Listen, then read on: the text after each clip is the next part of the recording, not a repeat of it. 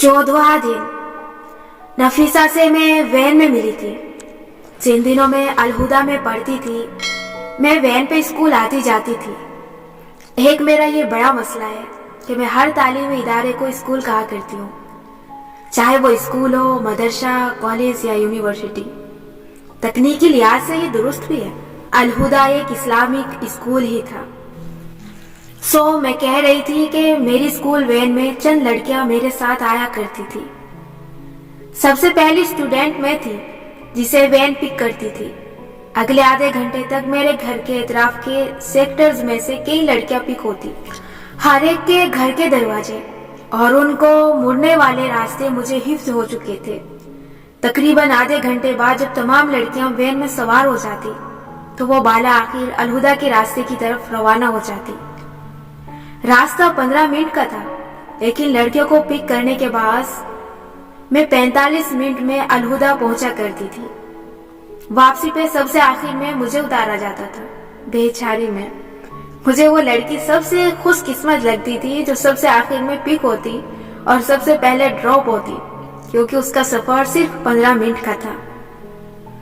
हमारा कोर्स तालीमुल कुरान अगस्त में शुरू हुआ था। ये 1 साल का कोर्स था। एक इसी तरह का कोर्स तालीमुल इस्लाम जनवरी में शुरू हुआ था, यानी हमारे कोर्स से 6 माह बाद। जब मुझे अलहुदा में 6 माह हो गए और जनवरी आ गया तो वैन में एक नई लड़की का इजाफा हुआ। ये दूसरे कोर्स की थी। ये बेचारी मुझसे भी पहले पिक होती थी और सबसे आखिर में ड्रॉप होती थी। उसका सफर 50 मिनट का था। हम सब लड़कियां एक ही कोर्स की थी और हमारे स्कार्फ नीले होते थे, सुबह के आसमान जैसे नीले। उस लड़की का स्कार्फ सफेद था, दूध की तरह सफेद। उसका नाम नफीसा था।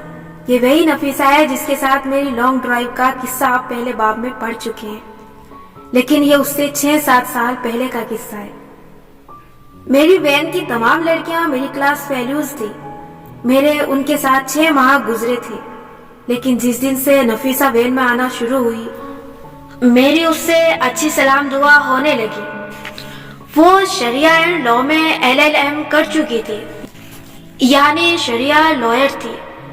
इन दिनों उस्ताद दवाए शाफी पढ़ा रही थी और तमाम कोर्सेज दवाए शाफी की क्लास अटेंड करते थे। ये वही किताब है जो नमल में हनीन पढ़ा करती थी। उस वक्त मैं मुशफ लिख रही थी, लेकिन मैंने सोच रखा था कि कभी कोई किताब दवाए शाफी के बारे में भी लिखूंगी। एक दिन दवाए शाफी की क्लास में शेख इब्ने कय्यम की तहरीर की गहराई में जाते हुए मैंने गौर किया कि मैं जो इतने बरस से एक उलझन, एक मसले का शिकार थी, मेरा वो मसला हल हो गया है। एक फिक्रा बाज़ औक़ात कोई बरसों पुराना जख्म तंदुरुस्त कर देता है। उस दिन मैं छुट्टी के बाद वैन में आई तो हमेशा की तरह नफीसा पहले से वैन में बैठी थी। बाकी लड़कियां देर से आती थी। मैं अंदर आई और नफीसा को आज के वाक़े के बारे में बताने का सोचा, लेकिन मुझसे पहले ही वो बोल उठी। पता है निमरा, मैं बड़े अरसे से एक सवाल का जवाब ढूंढ रही थी। आज की क्लास में मुझे इसका जवाब मिल गया। ओह, ये मेरे साथ भी हुआ है। मैंने उससे नहीं पूछा कि उसका मसला क्या था, और न मैंने उसे अपना मसला बताया, क्योंकि ये पर्सनल था। अलहुदा छोड़ने के बाद भी हम अपनी अपनी जिंदगियों में मसरूफ हो गए, लेकिन नफीसा और मैं 6 माह बाद मिल लिया करते थे। हमारी दोस्ती नॉर्मल दोस्ती थी। अलबत्ता हमारी उस दवाए शाफी की गुफ्तगू के कोई 6-7 बरस बाद हम दोनों जब उस दिन लॉन्ग ड्राइव पे निकले, खजा की बुध के रोज, तो ड्राइव करते हुए उसने और मैंने अपनी 7 साल पुरानी गुफ्तगू मुकम्मल की। मुझे नहीं अंदाजा था कि वैन में उस रोज बैठी नफीसा किस तकलीफ में थी, और ना उसको मेरी तकलीफ का अंदाजा था। लेकिन अजीब सी बात है ना कि आप किसी के साथ हर रोज 45 मिनट आने और 45 मिनट जाने का सफर तय करते हैं, लेकिन फिर भी आप नहीं जानते कि उसके अंदर क्या चल रहा है। खैर, वक्त गुजरने के साथ अल्लाह ने हमारे मसले हल करवा दिए। अलबत्ता नफीसा मेरी बहुत खास दोस्तों में हमेशा से थी। वो अपने जमाने में मुकर्रर रही थी और तकरीरी मुकाबले जीतती थी। وہ بہت حاضر جواب تھی اور سامنے والے کی پوری تقریر سن کے ایک مختصر فقرے میں ایسی دلیل دیتی تھی کہ جواب نہیں۔ الہدا سے نکلنے کے بعد نفیسہ کی شادی ہو گئی۔ اپنی پہلی بیٹی کا نام اس نے انجیل رکھا۔ تب میں نمل پلان کر رہی تھی۔ میں نے سوچ لیا کہ شادی کی پھوپھی یعنی میری ہیروئن کا نام انجیل ہوگا۔ مجھے یہ نام بہت پسند تھا، نفیسہ کو بھی بتا دیا۔ نمل کے پہلے ڈرافٹ میں زمر کا نام انجیل تھا، لیکن میری ایڈیٹر نے اعتراض کیا کہ مذہبی تنازع بن جائے گا۔ حالانکہ علماء سے پوچھا بھی تھا، اس نام کو رکھنے میں کوئی مسئلہ نہیں تھا، لیکن تنازع سے بچنے کے لیے میں نے نام بدل کے زمر رکھ دیا۔ نفیسہ کو اس بات کا بڑا افسوس تھا۔ خیر، اس لانگ ڈرائیو میں اس نے مجھ سے پوچھا کہ آج کل کیا کر رہی ہوں؟ میں نے کہا نیا ناول حالم لکھنے جا رہی ہوں۔ نفیسہ نے پوچھا کہ حالم کا مطلب کیا ہوتا ہے؟ میں نے کہا خواب دیکھنے والا۔ اس وقت اس کی 2 بیٹیاں تھیں۔ اس نے کہا کہ اگر اللہ نے مجھے بیٹا دیا تو اس کا نام حالم رکھوں گی۔ ہماری اس لانگ ڈرائیو کے چند ماہ بعد جب اللہ نے اسے واقعی بیٹا عطا فرمایا تو ماشاءاللہ نفیسہ نے اس کا نام حالم رکھا۔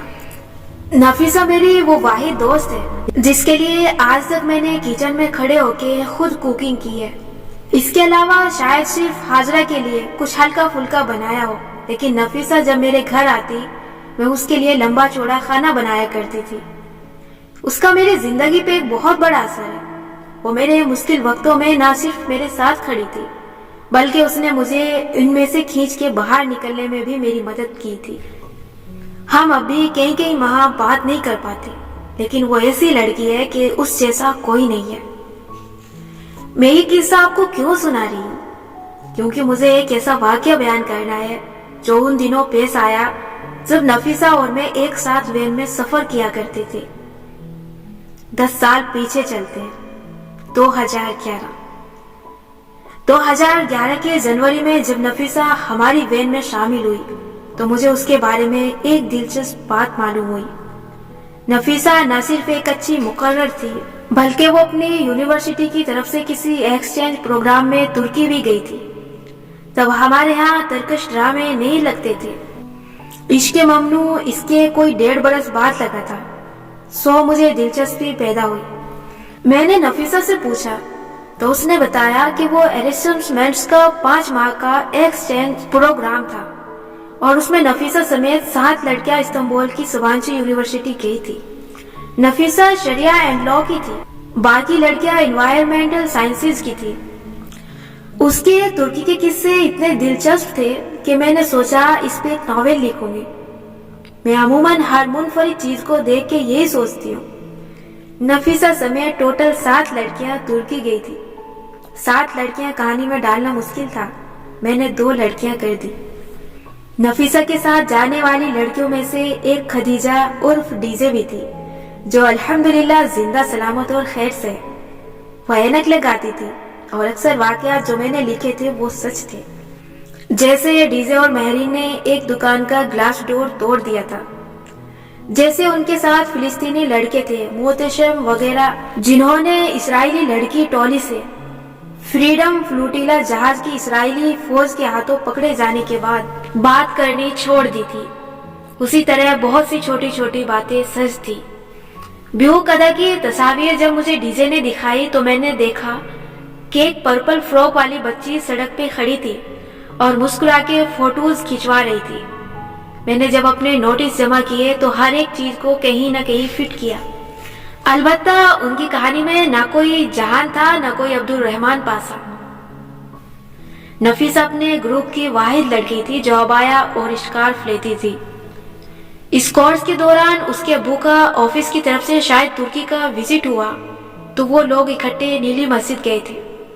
آخری چھٹیوں میں وہ لڑکیاں کپادوکیا وغیرہ بھی گئی تھی۔ اس طرح کے بہت سے واقعات جو میں نے جنت کے پتے میں لکھے وہ سچ تھے، باقی سب فکشن تھا۔ مگر میں یہ واقعہ کیوں سنا رہی ہوں؟ بتاتی ہوں، صبر کریں۔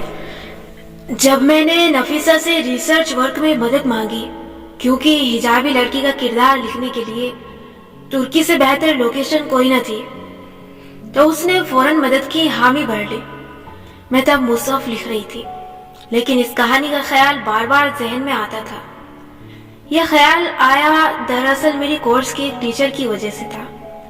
جب ہم آیت حجاب پڑھ رہے تھے تو ایک دن قرۃ العین نامی ایک بہت ہی خوبصورت اور دراز قد حجابی لڑکی کو ہماری کورس انچارج نے لیکچر دینے کے لیے بلایا۔ ہم ان کو عینی باجی کہتے تھے۔ عینی نے اسٹیج پہ آ کے اپنے حجاب کی داستان سنائی کہ کس طرح وہ امریکہ گئی، وہاں ایک مذہبی فیملی سے ان کا تعارف ہوا۔ ان کی 2 حجابی بیٹیاں تھیں۔ ان سے انسپائرڈ ہو کے میں نے عائشہ گل کا کردار لکھا۔ ان کے ساتھ وقت گزار کے وہ دین کی قریب آئی۔ ایک دفعہ امریکہ میں وہ ایک جگہ بیٹھی تھی، سامنے ایک پل تھا، وہاں انہوں نے پل کے نیچے مکڑی کا جالا بنا دیکھا۔ اس سے انسپائر ہو کے میں نے جنت کے پتے میں مکڑی کے جالے والا سین لکھا تھا، اور اس پہ غور و فکر نے ان کی سوچ کا رخ بدل دیا۔ پھر کس طرح امریکہ سے واپسی پہ انہوں نے حجاب لینا شروع کیا۔ ان کی فرینڈز کہتی تھی حیا کی طرح کہ لوگ عمرے حج پہ جا کے بدلتے ہیں، یہ امریکہ جا کے بدل گئی۔ عینی نے اپنی شادی میں گھونگھٹ نکال کے پردہ کیا۔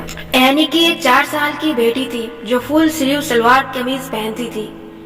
میں نے اس لیکچر میں بیٹھے بیٹھے طے کیا تھا کہ ایک ناول عینی پہ بھی لکھوں گی، جو بعد میں جنت کے پتے کی صورت میں لکھا۔ اس دن کے بعد میں نے کئی برس تک عینی باجی کو نہیں دیکھا۔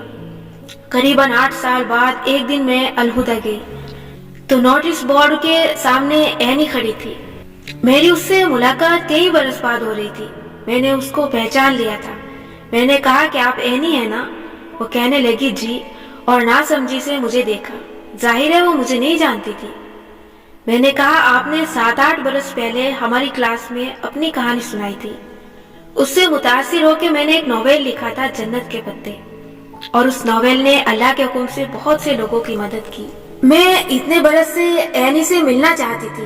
وہ کسی اور کورس کی ٹیچر تھی اور ایک ہی دفعہ کلاس میں آئی تھی، سو کبھی دوبارہ رابطہ نہیں ہوا تھا۔ آج ملی تو ایک ہی سانس میں سب بتا دیا۔ میں نے کبھی کسی کے چہرے پہ ایک وقت میں اتنے سارے تاثرات آتے اور جاتے نہیں دیکھے۔ وہ اتنی حیران اور سل تھی، اس کی سمجھ میں ہی نہیں آ رہا تھا کہ وہ کیا کہے۔ کتنے مزے کی بات ہے نا، ایک دن آپ نوٹس بورڈ کے سامنے کھڑے ہوں اور کوئی لڑکی آپ کو روک کے بتائے کہ ہیلو، میں ایک رائٹر ہوں اور اس ملک کے مشہور ترین ناولز میں سے ایک میں نے آپ کی زندگی پہ لکھا ہے، اوکے بائے، تو اس کی کیا حالت ہوگی۔ واپس آتے ہیں نفیسہ کی طرف۔ جب عینی اور نفیسہ دونوں کے تجربات ذہن میں اکٹھے ہو گئے تو میں نے سوچا کیوں نہ ان کو ایک ہی کہانی میں لکھ دوں۔ حجابی لڑکی امریکہ جا کے نہیں، ترکی جا کے خود کو بدلے، انٹرسٹنگ۔ تب میں نے نفیسہ سے کہا کہ وہ فارغ وقت میں میرے ساتھ اپنے تجربات شیئر کرتی رہے، میں لکھتی جاؤں گی۔ ہم نے ایک وقت بھی طے کر لیا، چھٹی 2 بجے ہوتی تھی اور 2:30 بجے تک لازماً سب کو وین میں آنا ہوتا تھا۔ 2 بجے سب نماز پڑھتے ہیں، 2:15 تک ہر کوئی نماز سے فارغ ہو جاتا تھا۔ لڑکیاں الہدہ سے نکلنے میں 15 منٹ لگا دیتی اور 2:30 بجے تک سب وین میں جمع ہوتے تھے۔ یہ 15 منٹ بہت اہم تھے۔ ہم نے طے کیا کہ 2:15 بجے میں نفیسہ کی کلاس میں جاؤں گی۔ ہم اکٹھے بیٹھیں گے، 15 منٹ تک نفیسہ مجھے اپنے تجربات سنائے گی، میں نوٹ کرتی جاؤں گی۔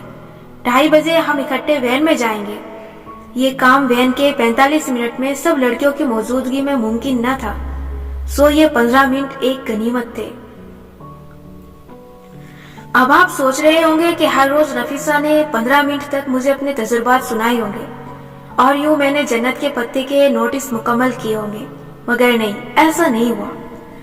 پہلے روز میں نے وضو چھٹی سے پہلے کر لیا تاکہ جلد نماز سے فارغ ہو جاؤں۔ 2:10 میں نماز سے فارغ ہو کے فوراً اوپری منزل پہ آئی۔ نفیسہ کی کلاس ہماری کلاس کے عین اوپر تھی۔ کلاس کے شیشے کے دروازوں سے لڑکیاں بیگز اٹھائے ایک دوسرے کو سلام کہتے نکلتی جا رہی تھی۔ میں نے ادھر ادھر دیکھا تو نفیسہ کسی کونے میں کھڑی نماز پڑھ رہی تھی۔ کسی کی نماز کے وقت اس کے سر پہ نہیں کھڑے ہونا چاہیے، سو میں باہر آ گئی اور ایک جگہ کھڑے ہو کے اس کا انتظار کرنے لگی۔ 5 منٹ بعد میں نے اندر جھانکا، نفیسہ نماز پڑھ رہی تھی۔ میں نے کہا ٹھیک ہے، بندے کو نماز میں اتنی دیر لگ ہی جاتی ہے۔ میں تو صرف فرض پڑھ کے آئی تھی کہ سنت راستے میں یا گھر میں پڑھ لوں گی. وہ بیچاری یقیناً پوری نماز پڑھ رہی ہوگی. 5 منٹ بعد پھر جھانکا، وہ نماز پڑھ رہی تھی. جب تک نفیسہ باہر آئی 2:30 بجنے والے تھے اور وین تک جانے کا وقت ہوا چاہتا تھا. نفیسہ نے مجھے سوری کہا اور بولی کہ کل سے وہ جلد فارغ ہونے کی کوشش کرے گی. وہ پہلا دن تھا، میں نے صبر کر لیا. البتہ اگلے روز میں ٹھیک 2:10 پہ اس کی کلاس کے باہر آ گئی. جھانک کے دیکھا سب لڑکیاں جا رہی تھی اور نفیسہ نماز پڑھ رہی تھی. میں باہر انتظار کرنے لگی. 10 منٹ، 15 منٹ، 20 منٹ. وہ عین 2:30 بجے باہر نکلی. آج کے 15 منٹ بھی ختم ہو گئے. مجھے بڑا غصہ آیا، مگر بظاہر نرمی سے کہا کہ تم راستے میں سنت اور نوافل پڑھ لیا کرو تاکہ مجھے تمہارے ساتھ کام کا وقت مل جائے. سنت اور نفل تو میں گھر جا کے ہی پڑھوں گی، میں تو صرف فرض پڑھ کے آئی ہوں. اس نے بتایا تو مجھے بہت حیرت ہوئی. فرض میں اتنی دیر کون لگاتا ہے؟ میرے مشکوک ذہن نے سوچا کوئی اور بات تو نہیں ہے. تب میری اس سے نئی دوستی ہوئی تھی. کیا معلوم وہ شیئر نہ کرنا چاہ رہی ہو، کہیں میں اس کے پیچھے تو نہیں پڑ رہی. خیر اگلے دن دوبارہ ایسے ہی ہوا. میں ڈائری اور پین ہاتھ میں لیے کلاس کے باہر اس کا انتظار کرتی، مگر نفیسہ 2:30 بجے سے پہلے باہر نہ آتی. سو میرا کام شروع ہی نہ ہو سکا. آخرکار میرے صبر کا پیمانہ لبریز ہو گیا. ایک دن میں نے سوچا میں اس کے سر پہ جا کے بیٹھ جاتی ہوں، میں بھی دیکھوں کہ وہ اتنی دیر کس کام میں لگا رہی ہے. 4 فرض پڑھنے میں کون 25 منٹ لگا سکتا ہے؟ امام کعبہ کے 4 فرض بھی اس سے جلدی ختم ہوتے ہیں. یقیناً کوئی اور بات ہے. میرے پاس یہی 15 منٹ ہوتے تھے. اگر نفیسہ 2 سے 2:15 تک اپنی نماز ختم کر لیتی تو 2:15 سے 2:30 تک ہم کام کر سکتے تھے. باقی سارا دن ہمیں وقت نہیں ملتا تھا اور یہ فون پہ کرنے والا کام نہ تھا. میں وقت کو اور اپنے کام کو بہت سیریسلی لیتی ہوں. میرے لیے یہ بہت قیمتی تھا. نفیسہ میرا بہت قیمتی سورس تھی، میں اس کو گنوانا نہیں چاہتی تھی. یقیناً نفیسہ اپنی نماز دیر سے شروع کرتی تھی. اپنی سستی کی وجہ سے وہ میرا بھی نقصان کر رہی تھی. میں نے سوچ لیا کہ آج میں اندر جا کے اس کا جائزہ لوں گی. اس دن میں کلاس ختم ہونے سے پہلے اپنی کلاس سے نکل آئی. الہدا میں آنے جانے کی روک ٹوک نہیں تھی. قرآن پڑھانے والے آپ کو زبردستی نہیں بٹھاتے. میں نے اسٹاف روم میں نماز پڑھی اور عین 2 بجے نفیسہ کی کلاس میں جا کے کونے میں بیٹھ گئی. وہ دور بیٹھی تھی، اس نے مجھے نہیں دیکھا. میں دیکھنا چاہتی تھی کہ اس کی اتنی دیر کی وجہ کیا ہے. کیا وہ نماز دیر سے شروع کرتی ہے، گپوں پہ لگ جاتی ہے اور وضو کرنے دیر سے جاتی ہے؟ وہ کیوں اتنی دیر لگاتی ہے؟ میں نے دیکھا وہ ٹھیک 2 بجے وضو کے لیے گئی اور جلد ہی واپس آ کے اس نے اپنی نماز شروع کر دی. میں اب اس کے قریب جا کے بیٹھ گئی، لیکن اس کی میری طرف پشت تھی. واقعی 2:05 تک وہ نماز شروع کر چکی تھی. اس نے کہیں بھی وقت ضائع نہیں کیا تھا. اس کو نہیں معلوم تھا کہ میں پیچھے ہوں. کلاس روم دراصل ایک بڑا سا ہال تھی. ہر کونے میں لڑکیاں اپنی اپنی نمازیں پڑھ کے بیگ سمیٹ رہی تھی. میں اب نفیسہ کا غور سے مشاہدہ کر رہی تھی. اگلے 25 منٹ تک میں نے جو دیکھا اس نے میری زندگی اور کام کرنے کا سارا طریقہ کار ہی بدل دیا. جیسے کوئی ایک واقعہ آپ کے ذہن کو بالکل الٹا کے رکھ دیتا ہے. آپ بالکل 100 کروڑ سل ہو جاتے ہیں، یا یوں کہنا چاہیے کہ آپ مشہور ہو جاتے ہیں. نفیسہ واقعی نماز ہی پڑھتی تھی اور صرف 4 فرض رکعتیں، مگر میں نے کسی کو آج تک ایسی نماز پڑھتے نہیں دیکھا تھا. میں نے کسی کو آج تک ایسی خوبصورت نماز پڑھتے نہیں دیکھا تھا. میں نہیں سن سکتی تھی کہ وہ اپنی نماز میں کیا کیا پڑھ رہی ہے، لیکن جو میں نے دیکھا وہ بہت انمول تھا. نفیسہ کی نماز بہت آہستہ تھی، اتنی آہستہ کہ گمان ہوتا تھا وہ یا تو صلاۃ التسبیح پڑھ رہی ہے یا وہ جم چکی ہے. وہ بہت دیر بعد رکوع میں جھکتی اور اس کو قیام سے رکوع میں جھکنے تک کئی سیکنڈ لگتے. واپس کھڑے ہونے میں کئی سیکنڈ لگے. وہ اتنی آہستہ آہستہ نماز پڑھ رہی تھی کہ لگتا تھا آپ کسی فلم کو 10 گنا سلو موشن سپیڈ میں دیکھ رہے ہیں. بعض لوگوں کی نماز اس لیے لمبی ہوتی ہے کہ وہ قرات طویل کرتے ہیں، لیکن نفیسہ کی نماز مختلف تھی. उसके एक्शन आहिस्ता रफ्तार से होते थे। उठना, बैठना, हाथ सजदे की जगह पे रखना, ऐसी आहिस्ता आहिस्ता से सुकून से पढ़ी जाने वाली नमाज थी वो कि मैंने सोचा जो लोग ऐसे नमाज पढ़ते होंगे उनकी नमाज तो अल्लाह की दूसरी मखलूक शायद ठहर ठहर के देखती होगी। मैं आराम से उठी और उसको डिस्टर्ब किए बगैर बाहर आ गई। ये तय था कि नफीसा इस नॉवेल में मेरी मदद बहुत कम कर सकती थी। सो उस रोज मैंने उससे कहा कि मैं तुम्हें मजीद तंग नहीं करूंगी, तुम मुझे अपने ग्रुप की दूसरी लड़कियों से मुतारुफ करवा दो। उसने मुझे डीजे और महरीन से मुतारुफ करवा दिया। उन्होंने मुझे अच्छा खासा टाइम दिया, खूब सारा मवाद और तस्वीर दी। हाले नूर से मेरा राब्ता करवा दिया जिसने तरकस एंगल से लिखने में बहुत मदद दी। यूं मेरा नॉवेल मुकम्मल हो गया। जब वो छपा तो महरीन और खदीजा की एक दोस्त जो उनके साथ तुर्की गई थी, उसने एक दिन परेशानी के आलम में खदीजा को कॉल करके कहा कि तुम यकीन नहीं करोगी कि क्या हुआ है। निम्रा अहमद का एक नॉवेल आजकल शाया हो रहा है जो बिल्कुल हमारे तुर्की में गुजारे अयाम जैसा है। ओह गॉड। और खदीजा ने हंस के उसे कहा कि रिलैक्स करो, उसको लिखवाने में हमने निम्रा की मदद की है। मैंने ये 10 साल पुरानी कहानी आपको क्यों सुनाई थी? इस बात को जानने के लिए मेरी कहानी को यहीं रोक के हमें वापस आपकी कहानी की तरफ आना होगा, आपकी जिंदगी की तरफ। आप जब एक जगह से दूसरी जगह ड्राइव करके जा रहे होते हैं और गूगल मैप लगाते हैं तो कौन सा रास्ता मुंतखब करते हैं? जो सबसे छोटा हो। जब आपका वजन बढ़ जाता है और कोई फंक्शन करीब होता है तो आप किस किस्म की वीडियो सर्च करते हैं? जल्द से जल्द वजन कम करने का तरीका। जब आपके चेहरे पे दानों का मसला हो तो आप कैसी क्रीम ढूंढते हैं जो जल्द से जल्द दाने गायब कर दे? आप नॉर्मल वॉशिंग मशीन होते हुए भी किस चीज की ख्वाहिश दिल में दबाए हुए हैं? फुल ऑटोमेटिक वॉशिंग मशीन की जो जल्द जल्द कपड़े धोए। आप गोश्त या चने घंटा भर गलाने के बजाय 5 मिनट के लिए प्रेशर कुकर में क्यों डाल देते हैं? क्योंकि वक्त बचता है। ब्रायलर मुर्गी के निस्बत देसी मुर्गी पकाना क्यों मुश्किल लगता है? क्योंकि वो जल्द नहीं गलती। ट्रैफिक पे सिग्नल तोड़ने का दिल क्यों चाहता है? क्योंकि कहीं पहुंचने में जल्दी होती है। ये घर में इस्तेमाल होने वाली मशीनें क्यों बनी थी? वक्त बचाने के लिए। ये स्मार्टफोन में सब क्यों डाल दिया था? ताकि ईमेल के लिए कंप्यूटर और वक्त के लिए घड़ी ना देखनी पड़े। हर नया कंप्यूटर और फोन पहले से तेज क्यों होता है? ताकि स्टार्टअप का वो चंद सेकंड का इंतजार न करना पड़े।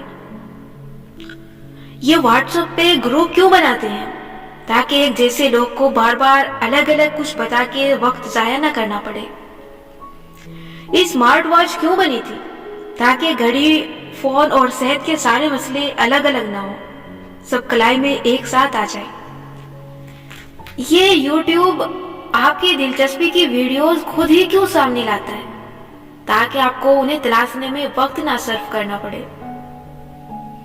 10 मिनट में समरी सुन के इस किताब का निचोड़ पढ़ लें जैसी वीडियोस क्यों बन रही हैं? ताकि वक्त कम लगे। हम आजकल कैसे कपड़े खरीदते हैं जो फास्ट फैशन होते हैं, चंद धुलाइयों के बाद बेकार हो जाते हैं, लेकिन सस्ते होते हैं क्योंकि फैशन भी जल्द बदल जाता है। हम हर चीज में शॉर्टकट ढूंढते हैं। जैसे जैसे टेक्नोलॉजी आम होती जा रही है, हम एक एक मिनट बचाने वाले तरीके इस्तेमाल करने लगे हैं। हम चूल्हे पे गरम करने के बजाय माइक्रोवेव कर लेते हैं। केतली में चाय बनाने और केतली धोने में वक्त सर्फ करने के बजाय इलेक्ट्रिक केटल इस्तेमाल करते हैं। पढ़ाई का जहाँ ताल्लुक है तो हम नोटिस ढूंढते हैं, अहम सवालात मार्क करते हैं। हर चीज की समरी चाहिए होती है हमें। कोई बहुत तवील पोस्ट या आर्टिकल पढ़ना पड़ जाए और वक्त ना हो तो हम सरसरी नजर दौड़ा के अहम नुकात पढ़ लेते हैं। पेपर में हेडिंग इसलिए डालते थे ताकि जल्दी जल्दी में चेक करने वाला उस्ताद सिर्फ हेडिंग देख के ही समझ जाए। मीटिंग्स की ब्रीफिंग तैयार होती है, बात को मुख्तसर से मुख्तसर करके बताया जाता है। आज सुबह से किए जाने वाले अपने काम देखें। आपको अगर लाइट का स्विच भी ऊपर नीचे करना है तो कमरे में बैठा वो शख्स करेगा जो सबसे करीब होगा। اگر آپ کو بادل نخواستہ بیڈ سے اتر کے لائٹ سوئچ نیچے کرنا بھی پڑ جائے تو آپ کون سا راستہ اختیار کریں گے جو چھوٹا ہو، چاہے فرق چند سیکنڈ اور چند قدموں کا ہی ہو؟ ریستوران میں کھانا آرڈر کر کے 25 منٹ انتظار کرنا مشکل ہوتا ہے، قطار میں لگ کے کسی چیز کا انتظار اس سے بھی مشکل ہوتا ہے۔ ہمیں سب کچھ جلد چاہیے، دولت چاہیے، منافع چاہیے، وزن کم کرنا ہے مگر جلد سے جلد، بیمار ہے تو تندرست ہونا ہے جلد سے جلد۔ ہم ہر کام جلد کرنا چاہتے ہیں۔ ہم ایسا کیوں کرتے ہیں؟ کیونکہ ہمارے پاس وقت نہیں ہے۔ ہمارے اتنے کام ہیں، اتنے مسئلے ہیں، اور ہم طبی طور پہ اجرت کے اتنے عادی ہو چکے ہیں کہ ہمیں جلد سے جلد ایک کام کو مکمل کر کے آگے بڑھنا ہے۔ کیوں؟ تاکہ ہم زیادہ سے زیادہ کام کر سکیں، ہم انجوائے بھی کر سکیں، ہم سب کچھ کر سکیں۔ ہمیں جلد ملنے والی چیزیں پسند ہیں، ہمیں جلد سے جلد نتائج چاہیے ہوتے ہیں۔ جیسے ہی ہم کام شروع کریں وہ مکمل ہو جائے، اس کا نتیجہ سامنے آ جائے۔ ایسے ہی ہم تعلقات میں چاہتے ہیں، ہمیں کوئی اچھا لگتا ہے تو ایک دم سے اس کو دوست بنا لیتے ہیں، اس کو چند ہی دن میں سارے راز کھول کے بیان کر دیتے ہیں۔ کوئی دل کو پسند آ جائے تو ابھی تعلق کو چند ہفتے بھی نہیں گزرے کہ اس کے ساتھ ساری زندگی پلان کر لیتے ہیں، اور پھر بے چین رہتے ہیں کہ کب ہر چیز ورک آؤٹ ہوگی۔ جلدی تعلق بناتے ہیں، جلدی تعلق توڑتے ہیں۔ ڈگری ختم ہو گئی ہے تو فوراً شادی کرنی ہے، دیر نہیں کرنی۔ اوف، دیر کیوں ہو رہی ہے؟ شادی ہو جائے تو 9ویں مہینے بچہ گود میں ہونا چاہیے، ورنہ ہر طرح کے وہمیں ذہن میں آنے لگتے ہیں۔ دل کو روگ لگ جائے تو وہ فوراً ٹھیک ہونا چاہیے۔ اداسی ہے، ڈپریشن ہے، اس سے نکلنا چاہ رہے ہیں، لیکن ڈاکٹرز کو بھی دکھا لیا، تھیراپی بھی کروا لی، مگر کیوں نکل نہیں پا رہے اس سے؟ تھیراپی سے پہلے ہی سیشن پہ آرام کیوں نہیں آ گیا؟ اور بہت سی چیزیں ہم جلد جلد حاصل کر بھی لیتے ہیں، ہم مائکرو ویو کر کے وقت بچا لیتے ہیں، ریستوران میں ویٹرز پہ غصہ کر کے 25 کے بجائے 15 منٹ میں اپنا آرڈر سرو بھی کروا لیتے ہیں۔ لیکن پھر ہم کیا کرتے ہیں؟ وہ چند سیکنڈ، چند منٹ یا چند گھنٹے بچا کے ہم کیا کرتے ہیں؟ کیا ہم اس وقت میں آرام کرتے ہیں؟ نہیں، ہم اپنے ذہن کو کہیں اور مصروف کر لیتے ہیں، کسی اور کام میں، موبائل پہ یا سونے میں۔ ہم کسی بھی وقت اپنے ذہن کو خالی نہیں ہونے دیتے، ہمیں ہر چیز میں عجلت درکار ہے۔ اللہ تعالیٰ قرآن میں فرماتا ہے، تم محبت کرتے ہو جلد ملنے والی چیزوں سے، اور تم چھوڑ دیتے ہو دیر سے ملنے والی چیز۔ یہاں چھوڑنے کے لیے جو لفظ استعمال کیا گیا ہے وہ تذر ہے۔ اس کا معنی ہے کسی چیز کو ترک کر دینا، یعنی آپشن ہونے کے باوجود کسی چیز سے منہ موڑ لینا۔ ہم دیر سے ملنے والی چیز کے لیے کوشش ہی نہیں کرتے۔ اب واپس اس قصے کی طرف آئیں جو میں آپ کو اوپر سنا رہی تھی۔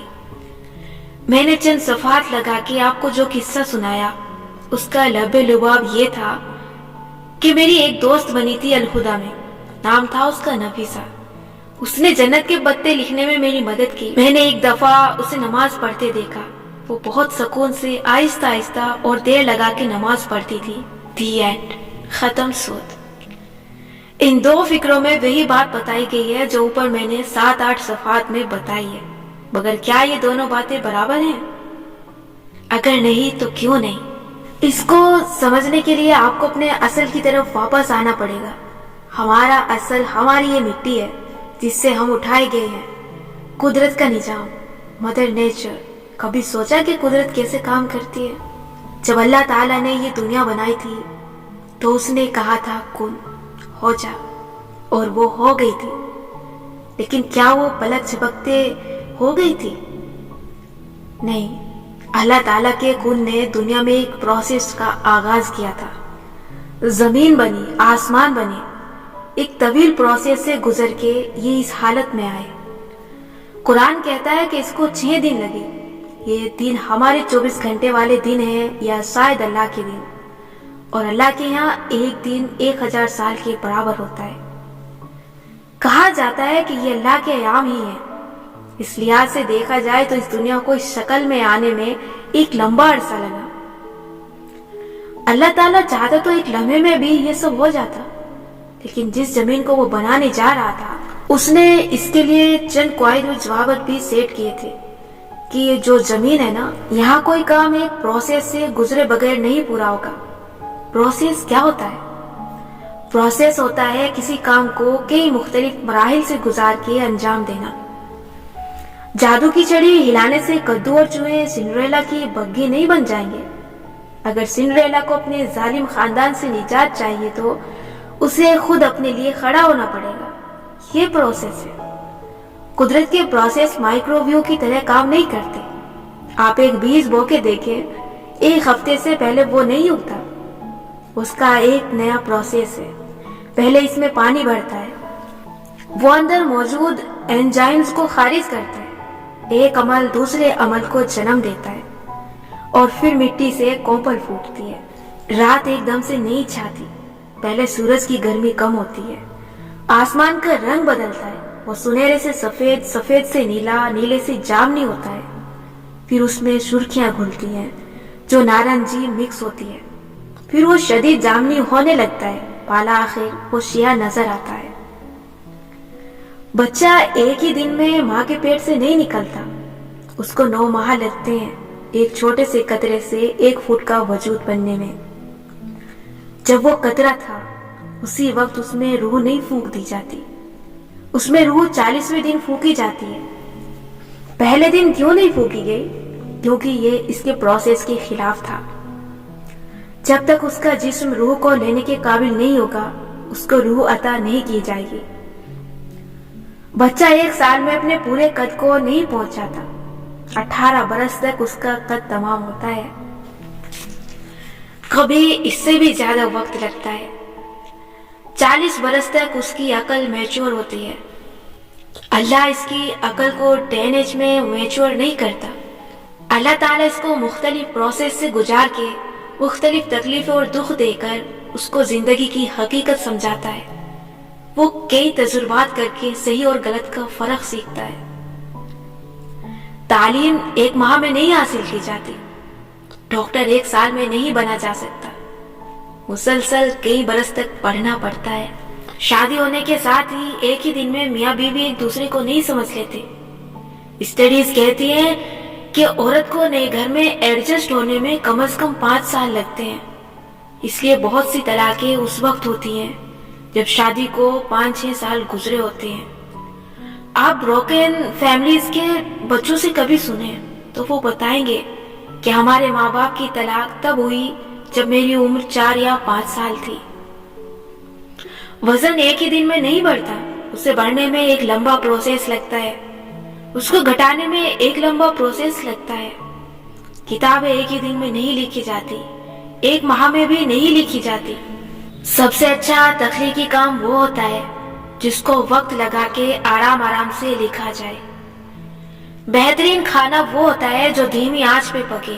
پریشر کوکر پہ گلے گوشت اور دھیمی آنچ پہ گلے گوشت میں فرق واضح ہوتا ہے۔ دم پہ پکائے کھانوں کی اور بات ہوتی ہے۔ کھانا تیز تیز کھانے اور آہستہ آہستہ چبا کے کھانے میں فرق ہے۔ دانتوں کا کام ہاتھوں سے نہیں لینا چاہیے۔ جب آپ دانت سے 2 دفعہ چبا کے لقمہ نگل لیں اور رات کو اس لقمے کو توڑنا پڑ جائے تو پیٹ کے مسائل شروع ہو جاتے ہیں، کیونکہ آپ نے پروسیس کی خلاف ورزی کی۔ میں ایک ناول لکھنے میں چند سال لگاتی ہوں، میں ایک ہی ماہ میں ایک کہانی نہیں بنا کے لکھ سکتی، کیونکہ اگر وہ کہانی کسی کے دل پہ اثر کرنی چاہیے تو اس کو بننے میں وقت لگتا ہے۔ پہلے کردار جنم لیتے ہیں، ان کے اپنے موڈز اور عادات بنتی ہیں، پھر ان کی کہانیاں جنم لیتی ہیں، پھر ان کی زندگیاں مختلف مراحل سے گزرتی ہیں، کیونکہ ہر نئے دن میں مختلف مراحل سے گزر رہی ہوتی ہوں۔ کردار کہانی گزرنے کے ساتھ ساتھ میچور ہونے لگتے ہیں، کیونکہ ہر ہفتے میں پہلے سے زیادہ میچور ہو رہی ہوتی ہوں۔ پہلی ہی کتاب آپ کا بیسٹ کام نہیں ہو سکتی، کیونکہ ابھی تو آپ نے خود کو ایک پروسیس سے گزارنا ہے۔ آہستہ آہستہ قلم میں میچورٹی آتی ہے۔ اب واپس آتے ہیں نفیسہ کی نماز کے قصے کی طرف۔ جلد جلد کام نمٹانا کوئی گناہ نہیں ہے، کچھ کام ہمیں واقعی اسپیڈ سے کرنے چاہیے تاکہ زیادہ اہم کاموں کے لیے وقت نکال سکیں۔ मैं सुबह जल्दी बेड बना के जल्दी चाय बना के आती हूँ ताकि मैं सुकून से लिख सकूँ, लेकिन नमाज, कुरान और दुआ ये वो काम है जिनको तेज रफ्तारी से करना उनको बेअसर कर देता है। मैंने एक दफा एक सेमिनार अटेंड किया जिसमें नमाज का तरीका मुख्तलिफ फिक़ह के नजरिए से बताया गया था। नमाज को किस तरह पढ़ना सुन्नत के ज्यादा करीब है, ये मुख्तलिफ आइम्मा इकराम ने अपनी अपनी समझ और इल्म के मुताबिक बयान किया है। मैंने इमाम अबू हनीफा का तरीका भी सुना और बाकी सबका भी, और मैंने नोटिस किया कि हमारे मौलवी हजरात इस बात पे तो मस्जिदें अलग कर देते हैं कि रफ़उद्दीन करना है या नहीं, पाँव ऐसे रखने हैं या नहीं। लेकिन क्या आपको मालूम है कि हर इमाम ने जहाँ नमाज के अहम अरकान बयान फरमाए, अरकान यानी ऐसी शराइत जो पूरा किए बगैर नमाज नहीं होती, जैसे लिबास में एहतियात, वुजू लाजिम वगैरह, वहाँ एक अहम रुकन पे सबने जोर दिया, ये कह के कि ये रुकन है, ये चॉइस नहीं है कि करो या नहीं। जी नहीं, ये इतना ही अहम है जितना वजू के साथ नमाज पढ़ना, और वो रुकन है सुकून। क्या आपको मालूम है कि सुकून से नमाज पढ़ना नमाज का अहम रुकन है, जिसके बगैर नमाज बेअसर हो जाती है। जैसे रुकू करना या सुजूद करना नमाज के लिए अहम है, इसी तरह सुकून भी अहम है। आप नमाज में लंबे अज़कार या लंबी किरात ना पढ़ें, लेकिन उसको सुकून से पढ़ना सीखें। रसूलुल्लाह सल्लल्लाहु अलैहि वसल्लम नमाज कैसे पढ़ते थे? आप सल्लल्लाहु अलैहि वसल्लम कुरान की हर आयत के बाद सांस लेते थे। हम क्या करते हैं? हम सबको सूरह फातिहा ऐसी अच्छी जुबानी याद है कि नींद में भी पढ़ सकते हैं, लेकिन हम सुभानक अल्लाहुम्मा से कुफुवन अहद तक एक ही सांस में पढ़ के रुकू में झुक जाते हैं। ये इतना ही गलत है जितना बगैर वजू के नमाज पढ़ना। आपको नमाज में हर आयत के बाद सांस लेना है और फिर अगली आयत पढ़नी है। इससे क्या होगा? 3 मिनट की नमाज 10 मिनट की हो जाएगी, है ना? तो जनाब, ये 7 मिनट बचा के आपने क्या करना था? इन 7 मिनटों में आपका ना तो नया बंगला तामीर हो जाना है, ना आपने पढ़ाई में या प्रोजेक्ट में कोई बहुत बड़ा तीर मार लेना है। अब सवाल यह है कि नमाज में सुकून कैसे लाया जाए। जब मुझे ये मसला दरपेश आया और अपनी नमाज पे बहुत शर्मिंदगी हुई, तो मैंने सोचा क्या करूं। एकदम से तो बंदा अपनी नमाज आहिस्ता नहीं कर सकता, क्योंकि एकदम से किए जाने वाले काम कभी देर पा नहीं होते। पिछले अब्वाब में हमने क्या सीखा है कि बड़े से बड़ा पहाड़ अबूर हो सकता है अगर उस काम को हर रोज की रूटीन बना के थोड़ा थोड़ा किया जाए। आदत आपका वो हथियार है जो आपको कामयाब करवा सकती है। सो आप यूं करें कि आज से 2 नमाज भी पढ़ें। जैसे अगर जोहर की 4 रकात फर्ज पढ़ रहे हैं तो ये तय कर लें कि आखिरी रकात में सुकून से अदा करूंगा। आखिरी रकात में खड़े होते ही आप अपनी रफ्तार बिल्कुल धीमी कर लें। हर आयत के बाद सांस लें, आहिस्ता आहिस्ता रुकू में झुकें, आहिस्ता से खड़े हों, आहिस्ता से सजदे में झुकें। वहां से महसूस होना चाहिए कि नाक पहले रखी है या माथा पहले। महसूस करें कि इसी जमीन पे माथा रख रहे हैं जहाँ पैर रखते हैं। महसूस करें कि अल्लाह के सामने अपने माथे को पैर के बराबर डाल रहे हैं। बाकी रकातें अपनी नॉर्मल रफ्तार में पढ़ें। सिर्फ आखिरी रकात आहिस्ता पढ़ के सलाम फेरें। ये काम आप सिर्फ 1 हफ्ता करें। जुमे से शुरू करें, जुमे से आपको याद रहेगा। अगले जुमे आप ये तय करें कि आज से आप आखिरी 2 रकात को आहिस्ता पढ़ेंगे। यूं हर जुमे को 1 रकात का इजाफा करें। 4 जुमे गुजरेंगे तो आपकी नमाज आज से बेहतर होगी। अब आप सोच रहे होंगे कि हाय 4 जुमे तो बहुत दूर हैं, मैं अभी से ही जोश में आके अपनी पूरी नमाज आहिस्ता पढ़ूंगा। कोशिश करके देख लें, कोई फायदा नहीं होगा। बरसों की आदतों को खत्म करने में 4 जुमे भी कम है। असूलन ये तरीका आपको 4 माह तक करना चाहिए। हर माह 1 रकात पढ़ाएं। जो चीज आहिस्ता आहिस्ता जिंदगी में दाखिल करेंगे वो आहिस्ता आहिस्ता ही निकलेगी। एकदम से आप उसको फिर छोड़ेंगे भी नहीं। कुरान की तरफ आए तो उसको भी स्पीड पढ़ने की जल्दी होती है, क्योंकि सिपारा खत्म करना होता है। सबसे ज्यादा जल्दी इन हुफ्फाज़ किराम को होती है, जिनको जल्द से जल्द ज्यादा से ज्यादा याद करने का शौक होता है। 1 साल में कुरान हिफ्ज करना है, बस ये 1.5 लाइन है। اچھا، اگر 2 سال کی بجائے 1 سال میں حفظ کر بھی لیں تو اس 1 سال کو بچا کے آپ نے کیا کرنا ہے؟ کون سا بڑا کارنامہ آپ کر لیں گے اس وقت میں جو 1 سال پہلے آپ قرآن کے لیے نکالا کرتے تھے؟ بس ہم جلدی سے اپنے کام سے فارغ ہو جائیں، ہمیں اسی بات کا جنون ہوتا ہے۔ قرآن کے بارے میں اللہ تعالیٰ نے خود قرآن میں فرمایا ہے کہ اس کو تیزی سے نہ پڑھو، اس کو جمع کروانا اور اس کو یاد کروانا ہمارے ذمہ ہے۔ میرے تجربے سے یاد رکھیں، قرآن کو آپ جتنا آہستہ یاد کریں گے یہ اتنا آہستہ آپ کو بھولے گا۔ رہی دعا تو اس کو بھی ہم چند فکروں میں ختم کرتے ہیں اور چائے نماز طے کر کے اٹھنے کی جلدی ہوتی ہے، کیونکہ ہماری ڈیجیٹل اولاد یعنی ہمارا سیل فون ہمارا انتظار کر رہا ہوتا ہے۔ دعا کے لیے وقت نکالتے نہیں، لیکن چاہتے ہیں کہ وہ پلک جھپکنے میں پوری ہو۔ دعا کے بارے میں بھی ہمارے غلط نظریات ہیں۔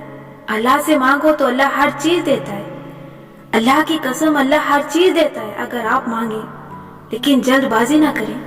جلد بازی یہ ہے کہ آپ کہیں میں نے بہت دعا کی لیکن یہ چیز نہیں ملی۔ دعا بھی ایک پروسیس سے گزر کے پوری ہوتی ہے۔ آپ کی دعا کے بعد اللہ تعالیٰ اس کو قبول کر کے جب کن کہتا ہے تو وہ کن چند اعمال کی سیریز کو جنم دیتا ہے۔ آپ نے وہ ویڈیوز دیکھی ہیں جس میں بہت سے کارڈز قطار میں کھڑے ہوتے ہیں، پہلا کارڈ گراتے ہیں تو دوسرا گرتا ہے، یوں ایک قطار میں باری باری سارے کارڈز گرتے ہیں۔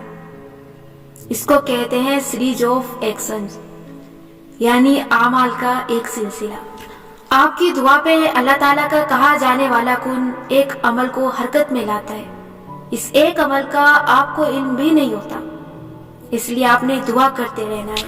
ہر روز دعا کیا کریں دوا کی طرح۔ دوا ایک مقرر وقت پہ روز کھائی جائے تو افاقہ ہوتا ہے، ایک ہی دن سے کچھ نہیں ہوتا۔ آپ دعا کرنا نہ چھوڑیں اور روز دعا کریں تو آپ کی ہر دعا ایک نئے عمل کو جنم دے گی۔ کارڈز کو ذہن میں رکھ لیں، کارڈز رکاوٹیں ہیں، ایک ایک کر کے رکاوٹیں گرتی جائیں گی۔ اگر درمیان میں آپ نے دعا چھوڑ دی کہ بھئی میری تو دعا نہیں قبول ہوتی، تو اگلے کارڈز کیسے گریں گے؟ دعا ایک پروسیس ہے، یہ سوچ کے اسے مانگنا ہے کہ کہیں دنیا میں کسی اندیکھے طریقے سے اللہ کا کن آپ کے راستے کی رکاوٹوں کو گرا رہا ہے۔ ایک دن آپ کی دعا قبول ہو جائے گی، ایک دن سارے کارڈز گر جائیں گے اور آپ کو وہ مل جائے گا جو آپ کو چاہیے، لیکن پروسیس کے ساتھ، پروسیس کے بغیر نہیں، وقت لگائے بغیر نہیں، محنت اور صبر سے انتظار کیے بغیر نہیں۔ ہم اپنی زندگیوں میں بہت تیز جا رہے ہیں، ہمیں محنت کا صلہ جلد سے جلد چاہیے۔ ہم سے انتظار نہیں ہوتا، لیکن انتظار ضروری ہے۔ ہمیں جلد پیسہ چاہیے، لیکن پیسہ ایک پروسیس سے گزرے بغیر نہیں کمایا جا سکتا۔ ہمیں کوئی پسند آ جائے تو ہمیں اس کو اپنی محبت میں مبتلا کرنے کی جلدی ہوتی ہے، ہم اس کے دل میں جگہ بنانے کی کوشش کرتے ہیں، اس کے لیے بہت سے کام کرتے ہیں، لیکن جلد ہی ہم اکتا جاتے ہیں کیونکہ نتیجہ نظر نہیں آ رہا ہوتا۔ محبت بھی ایک پروسیس سے گزر کے ہوتی ہے۔ پہلی نظر کی محبت وجود رکھتی ہے یا نہیں، لیکن اگر اس کے بعد محبت کو ایک پروسیس سے نہ گزارا جائے تو وہ ایک نادانی سمجھ کے بھلا دی جاتی ہے۔ شادی کے بعد میاں بیوی کو ایک ساتھ ایڈجسٹ ہونے کے لیے اپنے رشتے کو وقت اور پروسیس کی بھٹی سے گزارنا پڑتا ہے۔ اپنی ذات کی اصلاح بھی ایک لمبا پروسیس ہے۔ ایک ہی دن توبہ طائب ہو کے آپ اگلے صبح سے نیک مسلمان بن ہی نہیں سکتے۔ ابھی تو آپ کا صرف ذہن صاف ہوا ہے، اعمال نامہ صاف ہوا ہے، ابھی تو خود کو صالح بنانے کے لیے ایک لمبے پروسیس سے گزارنا پڑے گا۔ ماضی کی زندگی بار بار سامنے آئے گی، اندر کے شیاطین سے لڑنا ہوگا۔ ہر روز تھوڑا تھوڑا کریں گے تو کامیاب ہوں گے۔ ایک دن سے کسی ایک چیز کو چھوڑ کے کسی نئی چیز کو اپنانے کی کوشش کریں گے تو ناکام ہوں گے۔ اب اپنی روزمرہ کی زندگی کی طرف آ جائیں۔ اگر آپ ایک کارآمد انسان ہیں اور کاؤچ کے آلو نہیں ہیں، یعنی زندگی میں کھانے اور سونے کے علاوہ بھی کوئی کام کرتے ہیں، بھلے وہ کتابیں پڑھنا ہو یا یونیورسٹی کی پڑھائی یا جاب یا کوئی بھی تخلیقی کام جس میں دماغ لگانا پڑے، तो आपको क्या मसला फेस करना पड़ता है? काम करने का दिल नहीं चाह रहा। हमने इस बारे में पीछे प्रोक्रेस्टिनेशन के बाब में भी पढ़ा है। आज इस मसले को एक दूसरे जाविये से देखते हैं। जब भी आप कोई नया काम सीखना चाह रहे होते हैं तो आपका दिल चाहता है कि आपको फौरन से सब कुछ ठीक ठीक करना आ जाए, बस एकदम से ही कारोबार में मुनाफा मिल जाए, जॉब में तरक्की मिल जाए, ग्रेड्स बेहतरीन हो जाए। लेकिन इतनी जल्दी तो नन्हा सा पौधा भी जड़ नहीं पकड़ता। बड़ी बड़ी कामयाबियां कैसे मिल सकती हैं? अगर आप किसी चीज में महारत हासिल करना चाहते हैं तो उसे सुस्त रवि से सीखें। जितना आहिस्ता किसी चीज की मश्क करेंगे उतनी देर से आपका जहन उसको भुला पाएगा। अगर किसी चीज को धीरे धीरे प्रैक्टिस करेंगे, हर रोज थोड़ा थोड़ा करके, वो कभी एकदम से आपको भूल नहीं जाएगी। चाहे पियानो सीखना है, कोई नई जबान सीखना है, किसी प्रोजेक्ट पे काम करना है, आपने उसे आहिस्ता आहिस्ता करना है। छोटे छोटे हिस्सों में तकसीम करके हर रोज चंद मिनट के लिए एक छोटे हिस्से पे काम करें और फिर उसे छोड़ दें। बाज़ औक़ात किसी प्रोजेक्ट के दरमियान में प्रेशर इतना होता है कि आपको एहसास होता है कि यार मैं बहुत लेट हो रहा हूँ, मुझे स्पीड लगाने की जरूरत है। जब भी आपको लगे कि आपकी रफ्तार कम है, वक्त थोड़ा रह गया है, जल्दी से काम खत्म करना चाहिए, ऐसे में आप फौरन से उलट किया करें, रफ्तार को मजीद घटा दें या इस काम को छोड़ के ब्रेक ले लें। बड़ी कोई अहमकाना बात लग रही होगी, है ना? लेकिन ऐसा ही है, क्योंकि आपको रफ्तार तेज करने का ख्याल सिर्फ बैरूनी दबाव के बाहर आता है। अगर तो स्कूल कॉलेज के एग्जाम का मामला नहीं है, क्योंकि वहां अगर सारा साल पढ़ाई न की हो तो आखिर में रफ्तार बढ़ानी पड़ती है। तो आपने काम को तेज नहीं करना, खुद से दबाव हटाना है और उसके लिए जानबूझ के रफ्तार स्लो कर देनी है। इससे आपका जहन आजाद होगा। दबाव में आप कभी भी कोई काम अच्छे से नहीं कर सकते। चंद दिन ऊपर लग जाएंगे लेकिन काम अच्छा होगा। इसी तरह अगर आप कोई नया काम शुरू करने जा रहे हैं तो उसे सुस्त रवि से शुरू करें। तेजी से शुरू किया गया काम थोड़े दिन बाद बदमजा हो जाता है या आप उसे छोड़ देते हैं। आपने नया काम बहुत थोड़े से शुरू करना है, क्योंकि आपके जहन को नए काम के साथ एडजस्ट होने के लिए वक्त दरकार होता है। आपका जहन कुदरत ने बनाया है, उसका प्रोसेस भी कुदरती तरीकों से चलता है। इसको माइक्रोवेव नहीं कर सकते, इसको इलेक्ट्रिक केटल में नहीं बना सकते।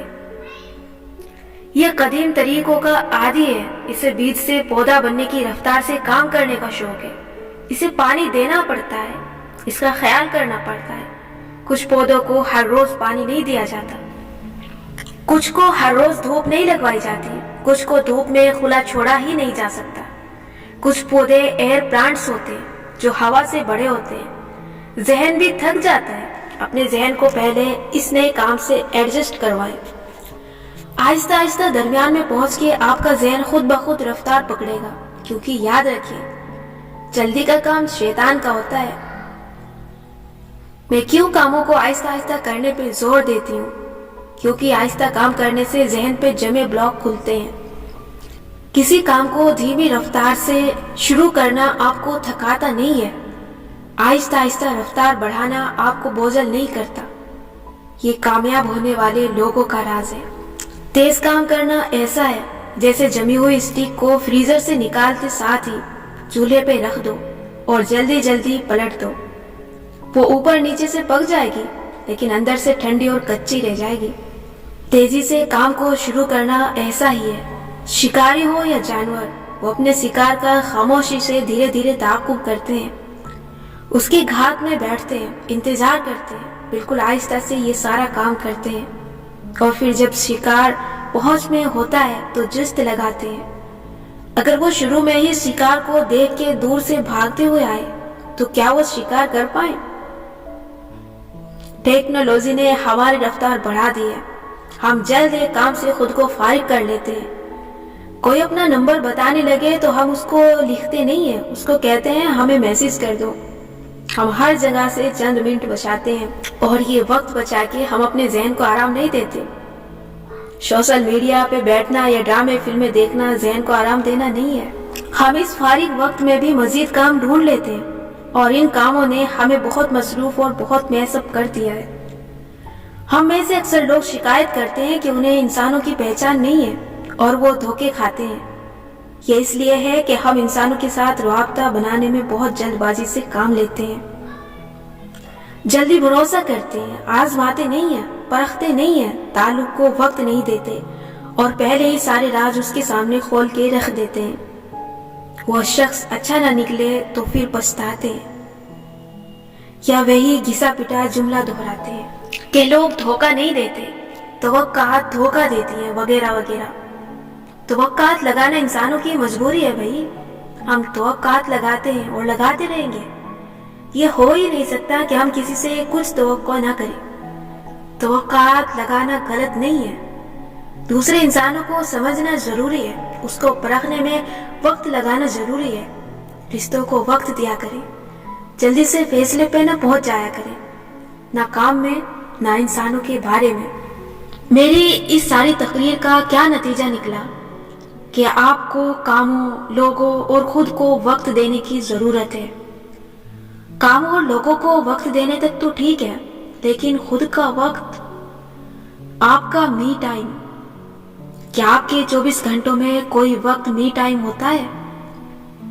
मी टाइम वो वक्त नहीं है जिसमें आप सारे दिन के कामों से फारिग होके अपने बेड पे बैठ के यूट्यूब या नेटफ्लिक्स ऑन कर लें।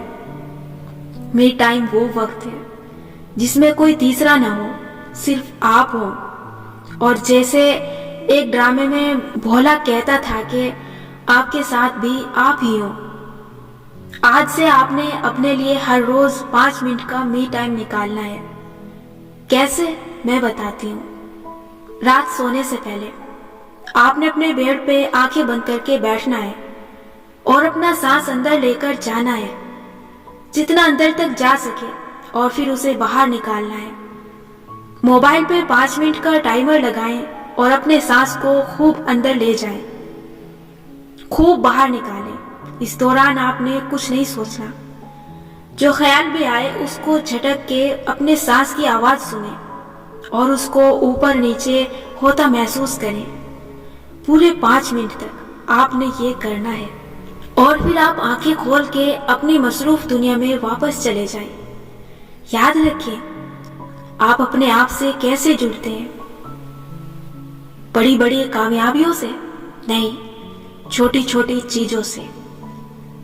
अगर आप सुबह जल्दी उठ रहे हैं तो कल सुबह आपने फजर के बाद अंधेरे से रोशनी का सफर देखना है। एक कुर्सी पे बैठ जाए अपने सहन या बागीचे में, और अगर घर में लॉन नहीं है तो किसी खिड़की से बाहर देखते हुए। मोबाइल फोन बंद करके आपने सिर्फ कल का एक दिन तुलुए आफताब का मंजर देखना है।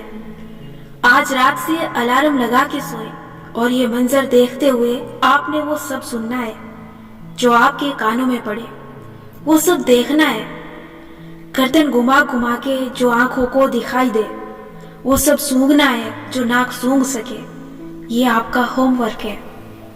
नाश्ता करते वक्त आपने अपना नाश्ता डेकोरेट करना है। अगर आप चाय के साथ सिर्फ एक टोस्ट भी लेते हैं या एक फल भी खाते हैं तो आज चाय को किसी मुख्तलिफ मग में डालें। टोस्ट या फल या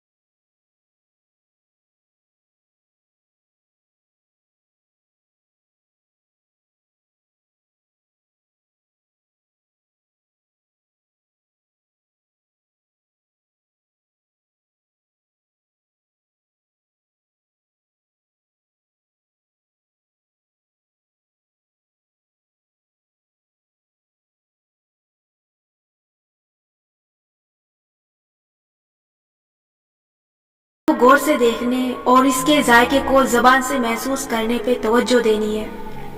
नंबर 2, आपने कल सुबह उठ के फजर के बाद तुलुए आफ्ताब का मंजर देखना है। इस दौरान आपका फोन आपके साथ नहीं होना चाहिए।